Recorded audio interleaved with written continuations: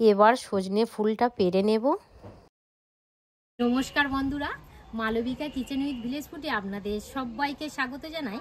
আজ আমি আপনাদের সঙ্গে শেয়ার করব সজনে ফুল দিয়ে সম্পূর্ণভাবে একটি নিরামিষ রেসিপি। আপনারা এই রেসিপিটি বানিয়ে খেলে গরম গরম ভাতের সঙ্গে মাছ মাংস ফেলেই খাবেন। আর আপনারা সবাই জানেন সজনে ফুল আমাদের ভীষণ উপকারী। চলুন এবারে সজনে ফুল গুঁড়োতে চলে যাই। ফুল হয়েছে, দেখেছো কত সুন্দর দেখতে। এই দেখুন ফুলটা, শুধু দেখুন, এই দেখুন।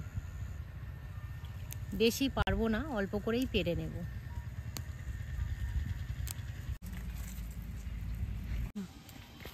দিদি বলো, খুব সুন্দর লাগছে। ভালো লাগছে না? আর এই যে দেখা পাচ্ছেন কুঁড়ি, আবার কাল পরশুর মধ্যে এই কুঁড়িগুলো ফুটে যাবে, কালকেরই ফুটে যাবে। সজনা ফুল গুঁড়িয়ে এবং গাছ থেকে পেরে নিয়ে চলে এসেছি। এবারে দিদি আর আমি মিলে একটু বেছে নেব, কারণ সজনা ফুলের মধ্যে আর কি কুটি মাটি থাকে। আর এই দেখুন ফুলটা কত সুন্দর লাগছে, এই দেখুন একদম সাদা, কি সুন্দর লাগছে। দিদি বলো। এবারে একটা একটা করে বেছে নিয়ে এসো।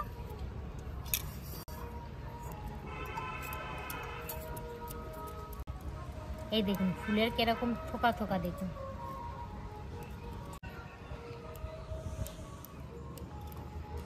সজনা ফুলগুলো কত সুন্দর, হ্যাঁ আর খুবই উপকার। হ্যাঁ, সত্যি খুবই উপকার। হ্যাঁ।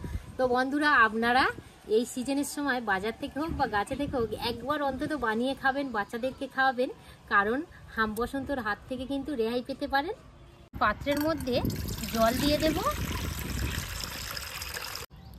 হাফ চামচ জলের মধ্যে লবণ দিয়ে দেব।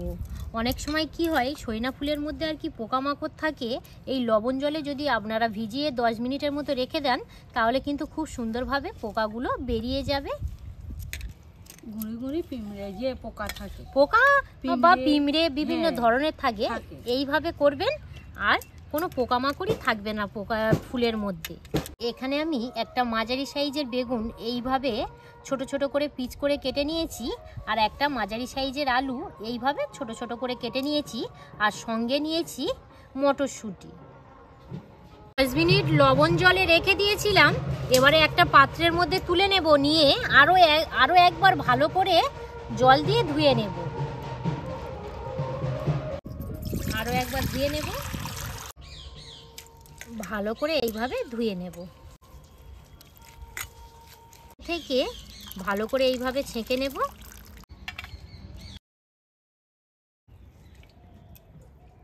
এর মধ্যে কড়াটা বসিয়ে দেব, সর্ষের তেল দিয়ে দেব। আর এই সজনে ফুলের নিরামিষ রেসিপিটা বানানোর জন্য সর্ষের তেল দিয়েই করলে খুবই ভালো হয়। গরম তেলের মধ্যে ফোড়ন দিয়ে দেব শুকনো লঙ্কা, তেজপাতা আর কালো জিরে। 10 থেকে 15 সেকেন্ডের মতো ভালো করে ভেজে নেব।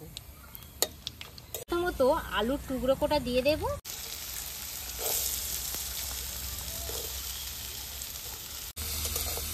এবারে বেগুনের টুকরোগুলো দিয়ে দেব।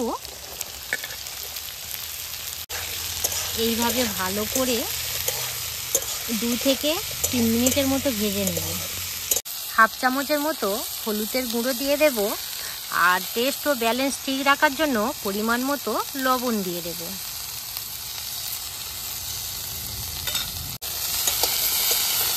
কাঁচা লঙ্কা বেটে নেবো।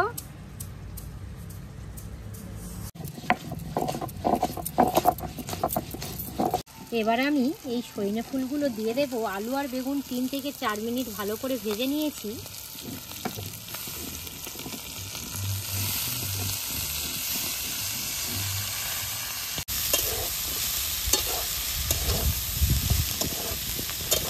করে আলু বেগুনের সঙ্গে মিশিয়ে নিয়েছি। এবারে চাপা দিয়ে লো টু মিডিয়াম আঁচে 5 মিনিট জাল করে নেব।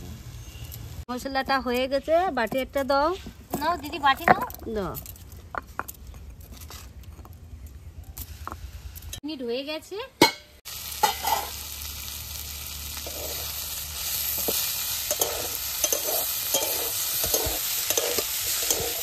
এবারে আমি এই সময়ে মটরশুঁটি দিয়ে দেব। মটরশুঁটি দিয়ে এইভাবে নেড়ে ছেড়ে নেবেন। আলু আর বেগুন কিন্তু ভালোভাবে সিদ্ধ হয়ে গিয়েছে, আমি একটু দেখাবো। আলু একদম পুরো সিদ্ধ হয়ে গেছে।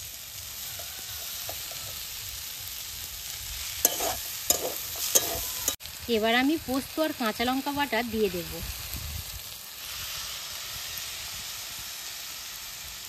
ভালো করে নেড়ে নেব।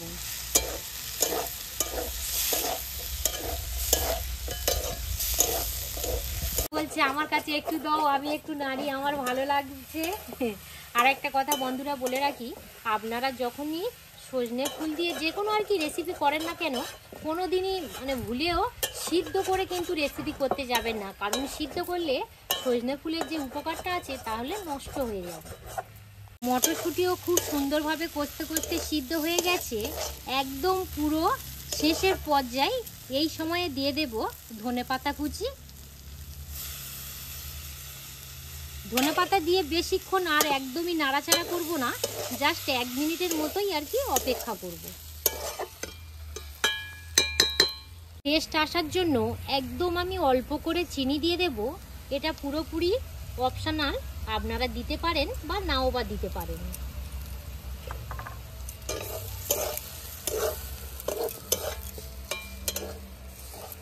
দিদি হলো একদম পুরো রেডি।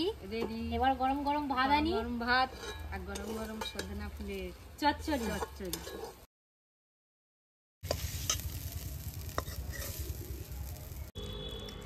আর অপেক্ষা করে থাকতে পারছি না, গরম গরম ভাতের সঙ্গে এই সজনে ফুলের চচ্চড়ি অসম্ভব মজার লাগে খেতে। হলো গরম গরম ভাত, হ্যাঁ, গরম গরম ভাত হলে কি হবে গো, সজনা ফুলের চচ্চড়ি, এক থালা ভাত খাওয়াই যাবে। হ্যাঁ গরম গরম ভাতের সঙ্গে এই চচ্চড়ি জাস্ট জমে যায়। জমে যাবে মানে এক থালা।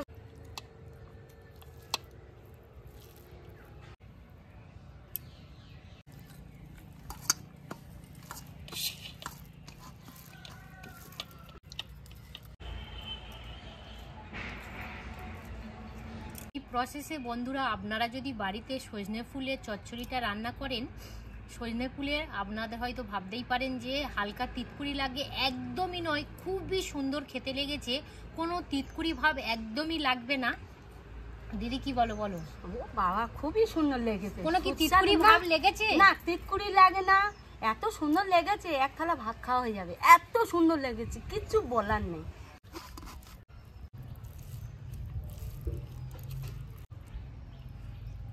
এই পদ্ধতিতে বন্ধুরা একবার হলেও খেয়ে দেখবেন, একবার বানিয়ে খেলে বারে বারে বানিয়ে খাওয়ার ইচ্ছাটাই বেড়ে যাবে, এত সুন্দর খেতে লাগে। পর্বটা এখানেই শেষ করলাম। আপনারা সবাই ভালো থাকবেন, সুস্থ থাকবেন। এতক্ষণ আমাদের সঙ্গে থাকার জন্য আপনাদেরকে অসংখ্য অসংখ্য ধন্যবাদ জানাই।